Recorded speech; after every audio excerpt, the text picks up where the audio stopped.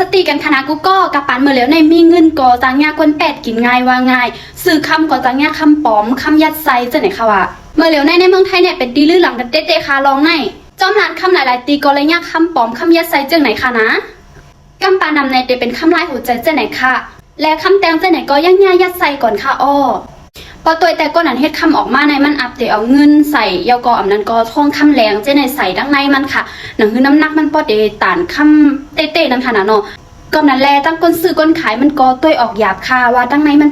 มีคำปลอมย้อนมาตั้งนอกมันเต้ๆนั่นมันเอาคำเต้ใส่นะคะเนาะสังเจอว่าอ่ำยาด้วยอ่ำตัดด้วยตั้งในมันไหนก็ตื้นหนังหูค่ะว่ามันเป็นตั้งในมันอ่ำใจคำเต้ไหนก็จะนั่นแลเตซื้อคำไหนก็หรือเลยตัวลีค่ะนะ